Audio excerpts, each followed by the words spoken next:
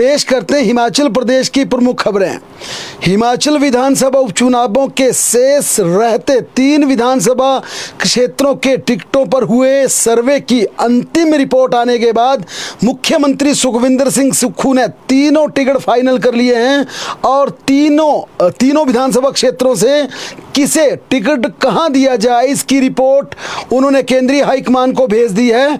इस आधार पर केंद्रीय हाईकमान किसी भी इसमें टिकटों को लेकर नोटिफिकेशन जारी कर सकता है। साफ जाहिर है कि इसका फैसला केंद्रीय हाईकमान ने मुख्यमंत्री पर छोड़ा था और मुख्यमंत्री ने एक अंतिम सर्वे और करवाने का फैसला लिया था। चूंकि आज इसकी सर्वे रिपोर्ट मुख्यमंत्री को मिली, भरमौर के दौरे पर मुख्यमंत्री थे, मुख्यमंत्री ने इस रिपोर्ट का अध्ययन करने के बाद, इस रिपोर्ट को स्टडी करने के बाद तीनों विधानसभा क्षेत्रों से ऐसे प्रत्याशियों के नाम केंद्रीय हाईकमान को सुझा दिए हैं। अब उनके नामों पर राष्ट्रीय अध्यक्ष का ठप्पा लगेगा और इसके बाद केसी वेणुगोपाल तीनों विधानसभा क्षेत्रों के टिकटों को लेकर नोटिफिकेशन जारी कर देंगे। सबसे पहले बात करते हैं धर्मशाला विधानसभा क्षेत्र से। देवेंद्र जग्गी, राकेश चौधरी और हरभजन चौधरी, ये 3 नाम सर्वे में उभरकर सामने आए हैं और तीनों पे बताएंगे कि किसकी सर्वे में क्या खूबी बताई गई है। देवेंद्र जग्गी क्रेडिबिलिटी उनकी सर्वे में लोगों ने कही है कि वह एक क्रेडिबल व्यक्ति हैं, उनकी छवि साफ है, कांग्रेस पार्टी के वफादार सिपाही हैं, एमसी धर्मशाला के मेयर रह चुके हैं, सीएम सुक्खू के करीबी माने जाते हैं, 3 दशकों से पार्टी की सेवा कर रहे हैं। लेकिन सुधीर शर्मा के साथ 36 का आंकड़ा रहा है। देवेंद्र जग्गी के बारे में सर्वे में यह कहा गया कि शहरी क्षेत्र में उनकी अच्छी पकड़ है और साथ में जो दूसरा नाम सर्वे में उभरकर सामने आया है, मजबूती के साथ नाम आगे आया है, उसमें राकेश चौधरी हैं, जिनका सर्वे में कई लोगों ने जिक्र किया है और कहा है कि राकेश चौधरी ओबीसी का जाना माना चेहरा है, निर्दलीय व भारतीय जनता पार्टी की टिकट पर चुनाव लड़ चुके हैं। इन 2 चुनावों के लड़ने के कारण जनता में उनकी पहचान है, पूरी विधानसभा क्षेत्र में जाना माना चेहरा है, चाहे ग्रामीण क्षेत्र हो या फिर अर्बन हो। यहाँ पर हर व्यक्ति, हर वोटर, हर मतदाता राकेश चौधरी को भली भांति जानता है। सुधीर शर्मा को पिछले चुनावों में टक्कर दे चुके हैं, जबकि उपचुनावों में जब किशन कपूर को केंद्रीय राजनीति में भेजा गया था, उन्हें लोकसभा का टिकट दिया गया था। विधानसभा से त्यागपत्र देने के बाद जब धर्मशाला में उपचुनाव हुआ था तो निर्दलीय राकेश चौधरी ने ये सर्वे में बातें लोगों ने कही है कि उस दौरान कांग्रेस तीसरे नंबर पर थी, लेकिन भारतीय जनता पार्टी के विशाल नहरिया को उन्होंने कड़ी टक्कर दी, दूसरे नंबर पर है, अपनी ताकत दिखाई। इसी बीच विकल्प के तौर पर पूछा गया कि अगर देवेंद्र जग्गी या राकेश चौधरी नहीं तो तीसरा नाम कौन हो सकता है। धर्मशाला में तीसरा नाम हरभजन चौधरी का उभर करना सामने आया है। ओबीसी तथा ग्रामीण क्षेत्रों में उनकी अच्छा रसूख है, उनकी पकड़ है, जिला परिषद सदस्य रह चुके हैं और ये लोगों ने कहा है कि अगर वहां पर पार्टी को अगर क्रेडिबल चेहरा देखना तो देवेंद्र जग्गी हो सकते हैं, अगर टक्कर देखनी है, पिछली टक्कर को देखना है तो राकेश चौधरी हो सकते हैं। लेकिन सर्वे में यह भी कहा गया कि अगर इन दोनों के बजाय कोई तीसरा विकल्प देखना है, हरभजन चौधरी एक बेहतर विकल्प हो सकते हैं। तीनों के नाम सर्वे में हैं। जग्गी को टिकट देने का पहले सीएम सुक्खू ऐलान कर चुके हैं, लेकिन जिस प्रकार की सर्वे रिपोर्ट आई है और जिस प्रकार से सीएम सुक्खू ने ये 3 में से एक को चुनकर अपना नाम रिकमेंड केंद्रीय हाईकमान को किया है, अब सिर्फ खड़गे की मोहर लगेगी, राष्ट्रीय अध्यक्ष की उस पर ठप्पा लगेगा और ये टिकट अनाउंस हो जाएगा। बड़सर से सुभाष डडवालिया का नाम सर्वे में सबसे ऊपर आया। ये हम कांग्रेस के सर्वे की बात करें जिसमें विनिबिलिटी में कहा गया कि डडवाल क्षेत्र का चेहरा है सुभाष डडवालिया और ये लंबे समय से बात की जाती है कि डडवाल से किसी को टिकट दिया जाए तो वह मजबूती के साथ कांग्रेस का मुकाबला कर सकता है, क्योंकि लगातार इंद्रदत्त लखनपाल कांग्रेस से जीत कर आ रहे थे। भारतीय जनता पार्टी के बलदेव शर्मा लगातार हार रहे थे। यही वजह थी कि ये चर्चा चल रही थी कि अगर कांग्रेस के इंद्रदत्त लखनपाल को हराना है तो भाजपा को डडवाल क्षेत्र से टिकट देना होगा। ऐसा पिछली बार कवायद जरूर चली। संजीव शर्मा डडवाल क्षेत्र से थे, इंडिपेंडेंट चुनाव लड़ा और मजबूती के साथ उन्होंने अपनी उपस्थिति जनरल इलेक्शन में दिखाई। यही वजह है कि इस बार पार्टी ने जो सर्वे किया, सर्वे में सुभाष डडवालिया का नाम वहां से उभर कर आया है और सुभाष डडवालिया बड़सर बक्सर बाढ़ से जिला परिषद सदस्य रह चुके हैं, कलवाल पंचायत के प्रधान रह चुके हैं। सर्वे में एक और नाम मजबूती के साथ उभर कर सामने आया है किशन चंद चौधरी का। किशन चंद चौधरी भी अपनी उपस्थिति दर्ज करवा चुके हैं स्थानीय निकाय के चुनावों में, जिला परिषद हो या फिर पंचायत प्रधान हो। खुद भी सक्रिय राजनीति में रहे, अपनी पत्नी को भी चुनाव जिताया है। लेकिन इसी विधानसभा क्षेत्र से तीसरा नाम विपिन डडवालिया का उभर कर सामने आया है। सर्वे में सबसे ऊपर हमने पहले का सुभाष डडवालिया है, लिहाजा उनके नाम की पूरी चर्चा विधानसभा क्षेत्र में चल रही है। इन तीनों नामों में भी सीएम सुक्खू ने एक नाम चुनकर केंद्रीय हाईकमान को भेज दिया कि फलां व्यक्ति को टिकट दीजिए। अब हम बार बार कह रहे हैं कि सिर्फ औपचारिक घोषणा इसके लिए आज देर रात तक भी हो सकती है, ये कल तक भी मामला जा सकता है, क्योंकि फाइनल तीनों टिकट कर लिए गए हैं। लेकिन जिस प्रकार से दिल्ली में रायबरेली और अमेठी का मामला फंसा हुआ था, पूरे दिन इसे लेकर चर्चाओं का दौर चलता रहा। यही वजह है कि पहले केंद्रीय हाईकमान लोकसभा का पूरा मामला निपटाना चाहती है, उसके बाद जिस प्रकार से हिमाचल प्रदेश के 3 विधानसभा उपचुनाव के टिकट हैं, वहां पर राष्ट्रीय अध्यक्ष की प्रेजेंस होगी, उनके हस्ताक्षर होंगे। ए बी और टिकट, जिस प्रकार से जब नॉमिनेशन के लिए 2 टिकट की जरूरत होती है, ए और बी टिकट, अब यह माना जा रहा है कि जब टिकट की नोटिफिकेशन हो जाती है उसके बाद कैंडिडेट अपना चुनाव प्रचार शुरू कर सकते हैं। लाहौल स्पीति यहां से जरूर एक जबरदस्त रिपोर्ट आई है, क्योंकि सर्वे में रामलाल मारकंडा जो कि भारतीय जनता पार्टी के नेता रहे हैं, पार्टी से नाराज चल रहे हैं, उनका नाम कांग्रेस के सर्वे में उभर कर सामने आया है। डॉक्टर मारकंडा 3 बार भारतीय जनता पार्टी की सरकार में मंत्री रह चुके हैं और शीत मरुस्थल में कांग्रेस के गढ़ को भेदकर कमल खिलाने का श्रेय भी मारकंडा को जाता है। रवि ठाकुर को, जो कि कांग्रेस से बागी हुए, भाजपा ने इस बार टिकट दिया, इसके चलते मारकंडा नाराज हुए। ये बड़ी बात है, चौंकाने वाली बात है कि कांग्रेस के सर्वे में डॉक्टर रामलाल मारकंडा का नाम उभर कर सामने आया है। सर्वे में दूसरा बड़ा चेहरा अनुराधा राणा बनकर उभरी हैं, जिला परिषद की चेयरपर्सन है। कम समय में बड़ी पहचान उन्होंने समूचे लाहौल स्पीति क्षेत्र में बनाई है। और कांग्रेस सरकार ने, सुक्खू सरकार ने जिस प्रकार से महिलाओं को 1500 रुपए देने की सौगात शीत मरुस्थल से शुरू की है, ऐसे में सीधा सीधा ये मामला अनुराधा को स्ट्रॉन्ग बनाता है, क्योंकि लाहौल स्पीति की जिस प्रकार से सर्वे किया गया उसमें कई लोगों ने यह भी कहा कि आपने महिलाओं के लिए यहाँ पर काम किया, किसी महिला को टिकट दो, इस पर पुरजोर जिक्र किया गया है। लेकिन इन नामों में भी एक नाम सीएम सुक्खू ने फाइनल कर दिया है। इस आधार पर अब देखना ये है कि खड़गे कब अपनी मोहर लगाते हैं और कब केंद्रीय चुनाव समिति की औपचारिक रिकमेंडेशन के बाद हिमाचल प्रदेश की ये टिकट घोषित हो जाएंगे। क्योंकि अब इंतजार लंबा नहीं करना पड़ेगा, इंतजार सिर्फ केंद्रीय नेताओं की व्यस्तता का है।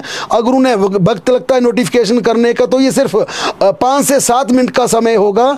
ऐसे में ये माना जा रहा है कि अगले 2 दिनों के भीतर, और 2 दिनों के भीतर यानी आज भी ये टिकट घोषित हो सकते हैं। लेकिन जिस प्रकार की चर्चाएं हैं, क्योंकि ये मुख्यमंत्री का प्रोरोगेटिव है, मुख्यमंत्री को केंद्रीय हाईकमान ने अधिकृत किया था, लेकिन जिस प्रकार की चर्चा इस सर्वे रिपोर्ट के बाद चल रही है, उसके अनुसार धर्मशाला से देवेंद्र जग्गी, बड़सर से सुभाष डडवालिया और लाहौल स्पीति से डॉक्टर रामलाल मारकंडे टिकट की दौड़ में सबसे आगे हैं।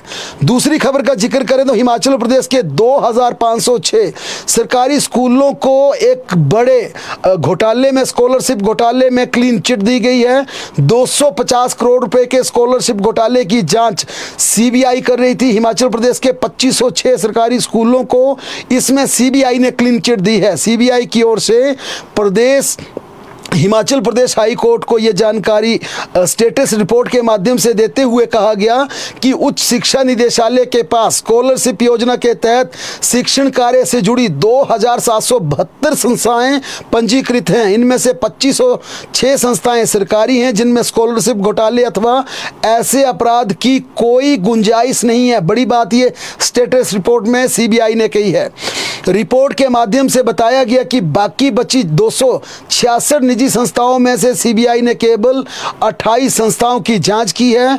इन 28 संस्थानों ने कुल स्कॉलरशिप की 90% हिस्सा दावा किया था, जो कि 95 लाख से लेकर 39 करोड़ रुपए तक सामने आया है। जांच के दौरान 20 प्राइवेट इंस्टीट्यूशन घोटाले में संलिप्त पाए गए, जबकि 8 निजी संस्थानों को भी क्लीन चिट दी गई है। मुख्य न्यायाधीश MS रामचंद्र राव और न्यायाधीश ज्योत्सना रिवाल दुआ की खंडपीठ ने मामले की सुनवाई के पश्चात CBI को अन्य बचे हुए निजी संस्थानों की जांच करने की संभावनाएं तलाशने के आदेश पारित किए हैं। कोर्ट ने इस बाबत 27 सितंबर तक इस बाबत स्टेटस रिपोर्ट दायर करने के आदेश भी जारी किए हैं।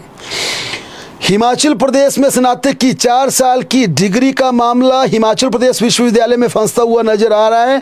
सरकार व एग्जीक्यूटिव कमेटी से अभी तक कोई मंजूरी न मिलने के चलते ये मामला लटकता हुआ नजर आ रहा है। हालांकि विश्वविद्यालय ने कॉलेज के लिए 4 साल की डिग्री का सिलेबस तैयार कर लिया है। विश्वविद्यालय के बोर्ड ऑफ स्टडीज से भी सिलेबस को हरी झंडी मिल गई है, लेकिन सरकार की मंजूरी न मिलने की वजह से ये मामला बीच में फंस गया है। ऐसे में इस साल हिमाचल प्रदेश में 4 साल की ग्रेजुएशन का मामला लटक सकता है। अगले माह से कॉलेजों में दाखिले शुरू हो रहे हैं।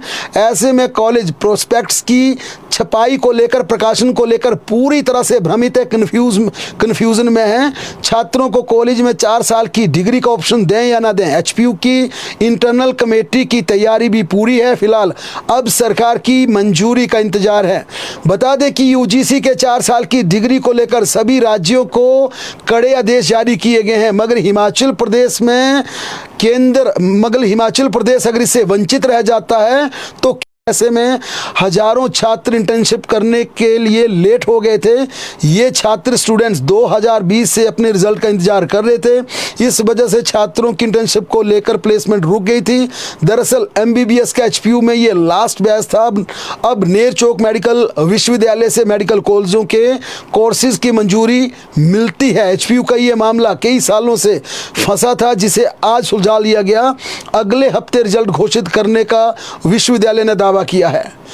भारतीय जनता पार्टी के राष्ट्रीय अध्यक्ष हिमाचल दौरे पर आएंगे। 8 मई को बिलासपुर पहुंचेंगे और यहां पर चारों विधानसभा क्षेत्रों के पन्ना सम्मेलन में शिरकत करेंगे। लोकसभा चुनावों को लेकर बड़े नेताओं को हिमाचल आने का सिलसिला भी शुरू होता नजर आ रहा है। नड्डा के बाद प्रधानमंत्री नरेंद्र मोदी समेत केंद्रीय नेताओं की हिमाचल प्रदेश में रैलियां होंगी। आज जयराम ठाकुर ने कांग्रेस को घेरते हुए कहा कि कांग्रेस में कोई चुनाव लड़ने के लिए तैयार नहीं है। नेता प्रतिपक्ष जयराम ठाकुर आज शिमला जिला के रोडू क्षेत्र में आयोजित पन्ना प्रमुख सम्मेलन में जनता को संबोधित कर रहे थे। उन्होंने कहा कि कांग्रेस में कोई चुनाव लड़ने को तैयार नहीं है। जिसे कहो वह दूसरों का नाम आगे बढ़ाकर खुद पीछे हटता हुआ नजर आ रहा है। जिसे चुनाव लड़ने के लिए वादे किया वह राष्ट्रीय अध्यक्ष को पत्र लिखकर वायरल कर रहे हैं। इसका कारण यह भी है कि हर किसी को अपनी करारी हार का डर साफ दिख रहा है। इस सरकार में ना विधायक सुखी है, ना मंत्री, ना जनता।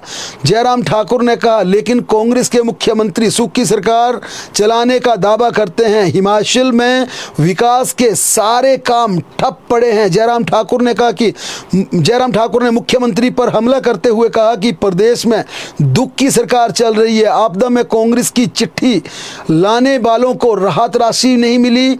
जो कांग्रेस के नेताओं से संपर्क कर रहे थे उन्हें एक पैसा नहीं मिला।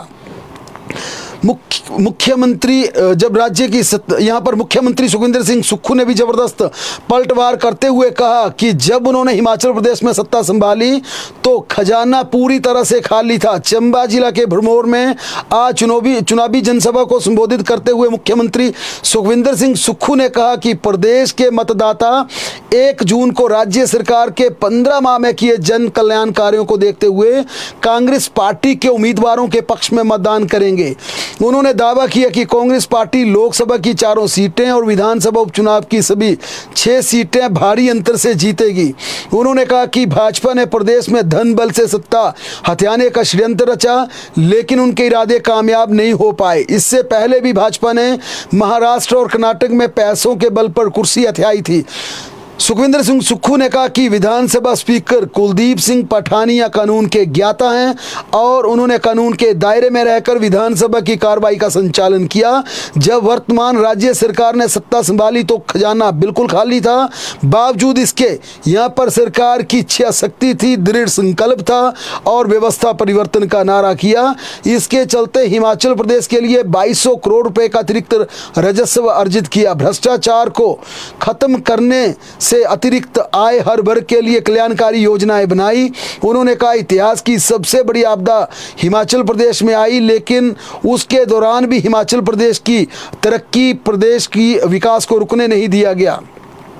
उन्होंने ये भी कहा कि इस दौरान भारतीय जनता पार्टी ने आर्थिक पैकेज के नाम पर कुछ नहीं किया, ना तो लोगों की मदद की, ना सहारा किया, लेकिन हिमाचल प्रदेश की सरकार ने 4500 करोड़ का आर्थिक पैकेज जनता के लिए प्रदान किया। भारतीय जनता पार्टी की मंडी संसदीय क्षेत्र से प्रत्याशी कंगना रनौत ने विक्रमादित्य सिंह और कांग्रेस की अध्यक्ष प्रतिभा सिंह पर जबरदस्त हमला बोलते हुए कहा कि किस प्रकार से कंगना रनौत को कांग्रेस के दिग्गज बेइज्जत कर रहे हैं, बदनाम कर रहे हैं। मंडी जिला के तत्तापानी में एक जनसभा के दौरान कांग्रेस पर गरजते हुए उन्होंने कहा कि विक्रमादित्य सिंह महिलाओं का बिल्कुल सम्मान नहीं करते, बिल्कुल इज्जत नहीं करते। उन्होंने विक्रमादित्य सिंह पर तीखी टिप्पणी करते हुए कहा कि विक्रमादित्य सिंह को सबसे पहले महिलाओं का सम्मान करना चाहिए, ये पता होना चाहिए कि महिलाओं का इस समाज में क्या रुतबा है, क्या महत्व है। उन्होंने कहा कि कांग्रेस के काले चिट्ठों को वह खोलना नहीं चाहती, लेकिन जिस प्रकार से कांग्रेस निजी हमले कर रही है, निजता पे उतर आई है, उसके चलते थोड़ी सी यहाँ पर डोज कांग्रेस को देनी होगी। उन्होंने प्रतिभा सिंह पर भी कटाक्ष करते हुए कहा कि प्रतिभा सिंह ने जिस प्रकार से कहा कि कंगना कोई हुस्न परी नहीं, उन्होंने कहा कि मेरे बारे में जिस प्रकार से गालियां दी गई, मेरे खिलाफ जिस प्रकार से बातें कही गई, वह बिल्कुल एक हल्की मानसिकता को दिखाते हैं। कंगना रनौत ने कहा कि प्रतिभा सिंह कह रही हैं कि लोग सिर्फ कंगना को देखने के लिए आते हैं और कंगना चीज़ क्या है, मुंबई से आई है। उन्होंने कहा कि हिमाचल की बेटी को चीज़ कहना अपने आप में इंगित करता है कि कांग्रेस की किस प्रकार से सोच है। उन्होंने कहा कि जनता केवल हिमाचल प्रदेश की बेटी को देखने के लिए आते हैं। हिमाचल प्रदेश में 95% लोग ऐसे हैं जिन्होंने मेरी कभी फिल्म देखी नहीं होगी, लेकिन मैं पली बड़ी यहाँ हूँ, मेरा नाता हिमाचल प्रदेश से, मैं एक साधारण परिवार से आई हूँ, हिमाचल की गलियों में खेली हूँ, पली बड़ी हुई हूँ। लिहाजा हिमाचल की जनता उन्हें देखने के लिए नहीं बल्कि अपनी बेटी को आशीर्वाद देने के लिए उनकी रैलियों में आ रहे हैं। धर्मशाला में प्रस्तावित आईपीएल के मैच में बारिश का खलल हो सकता है। 5 मई को चेन्नई व पंजाब किंग्स का मुकाबला होगा और इस मुकाबले के दौरान ये आशंका जाहिर की गई है मौसम विज्ञान केंद्र की, जिस प्रकार से वार्निंग है कि हिमाचल प्रदेश में 4 मई से पश्चिम विक्षोभ एक्टिव हो सकता है। 5 मई को प्रदेश में बारिश का येलो अलर्ट जारी किया गया है। 5 को कांगड़ा में भारी बारिश की चेतावनी दी गई है, यानी कि कांगड़ा जिला के धर्मशाला में भी 5 मई को बारिश हो सकती है, येलो अलर्ट है। और इसी येलो अलर्ट के बीच क्रिकेट के फैंस, क्रिकेट के जितने प्रेमी हैं, उनकी निगाहें अब मौसम विज्ञान केंद्र की भविष्यवाणी पर टिकी है। वाकई अगर मौसम विज्ञान केंद्र की यहाँ पर वाणी स्टीक होती है तो क्रिकेट के फैंस के लिए निराशा हाथ जरूर लग सकती है। लेकिन आमतौर पर जिस प्रकार के धर्मशाला क्रिकेट स्टेडियम की कहानी है, उसका एक लंबे समय से एक नाता रहा है। आमतौर पर यह देखा गया कि धर्मशाला में जब मैच होता है तो फोरकास्ट हमेशा इस प्रकार की आती है कि धर्मशाला में बारिश होगी, लेकिन एचपीसीए सीधा रुख करती है इंद्रुनाग देवता का, इंद्रुनाग मंदिर में पहुंचती है और इंद्रुनाग से ये गुहार लगाई जाती है कि आप मैच के दौरान अपनी कृपा रखना, बारिश बिल्कुल ना होनी चाहिए, बादल बिल्कुल नहीं वहां से बरसने चाहिए। और ये कई बार चमत्कार देखा गया है कि धर्मशाला के आसपास जहां पर मैच होना होता है वहां बारिश नहीं होती, बाकी तमाम हिस्सों में जोरदार बारिश होती है। अब देखना है इस बार, क्योंकि मौसम विज्ञान केंद्र की तरफ से 4 मई से कहा गया है कि एक बार फिर वेस्टर्न डिस्टर्बेंस यहां पर आने वाली है और 5 मई को येलो अलर्ट के साथ भारी बारिश की चेतावनी दी गई है। लेकिन इसी चेतावनी से पहले किंग्स 11 पंजाब के मेजबान और HPCA Himachal Pradesh cricket association ने इंद्रुनाग का रुख किया है। अब इस बार ये देखने वाला बेहद रोचक होगा कि वाकई मौसम विज्ञान केंद्र की क्या भविष्यवाणी इस बार भी गलत साबित होती है और आस्था जीत जाती है, ये देखने वाली बात होगी। यहाँ पर आज किंग्स 11 पंजाब की टीम धर्मशाला पहुंच गई है। अंतर्राष्ट्रीय क्रिकेट स्टेडियम धर्मशाला में 5 मई को चेन्नई सुपर किंग्स के साथ होने वाले मैच के लिए पंजाब किंग्स 11 की टीम आज दोपहर गग्गल एयरपोर्ट पर पहुंची। पंजाब की टीम ने चेन्नई से विशेष विमान से गग्गल हवाई अड्डे पर लैंड किया। एचपीसीए के पदाधिकारियों ने उनका वेलकम किया, स्वागत किया और सीधे कंडी स्थित होटल रेडिसन ब्लू में टीम पहुंच गई और अब टीम की मेजबानी वहां पर हो रही है। चेन्नई सुपर किंग्स की टीम कल धर्मशाला आएगी। धर्मशाला में पंजाब और चेन्नई के बीच रविवार को दोपहर बाद ये मुकाबला खेला जाएगा। हिमाचल में गुरुवार को धूप खिली रही। धूप खिलने से तापमान में हल्का उछाल जरूर आया। कल पहाड़ों में कई स्थानों पर फिर बारिश हो सकती है और जिस प्रकार से हमने पहले कहा कि 4 व 5 मई को भारी बारिश का येलो अलर्ट जरूर है। चंबा, कांगड़ा, कुल्लू, मंडी, शिमला, सोलन, सिरमौर व किन्नौर में भारी बारिश हो सकती है। राज्य में 8 मई तक मौसम खराब रह सकता है। ये मौसम विज्ञान केंद्र की तरफ से अलर्ट जारी किया गया है। भालू ने एक व्यक्ति पर जानलेवा हमला किया। रामपुर के ननखड़ी तहसील के खोली घाट में आज सुबह भालू ने एक व्यक्ति पर हमला कर दिया। वहीं एक अन्य व्यक्ति ने भी भागकर जान बचाई। इस हमले में भालू ने व्यक्ति को सिर, मुंह और बाजू पर बुरी तरह से लहूलुहान भी कर दिया गया। भालू के हमले के बाद घायल व्यक्ति को प्राथमिक उपचार के लिए अस्पताल में लाया गया, जहां उसकी गंभीर हालत को देखते हुए आईजीएमसी शिमला रेफर कर दिया गया है। सड़क हादसे में 2 युवकों की दुखद मृत्यु हुई। हिमाचल के कांगड़ा जिला में बीती रात एक दर्दनाक सड़क हादसे में 2 युवकों की मौत हो गई और दम तोड़ने वाले युवकों में एक पूर्व क्रिकेटर सुरेश रैना के मामा का बेटा बताया जा रहा है। हादसे के बाद आरोपी चालक मौके से फरार हो गया। हादसे की सूचना मिलने पर पुलिस ने फरार टैक्सी चालक का पीछा करते हुए उसे मंडी से डिटेन किया।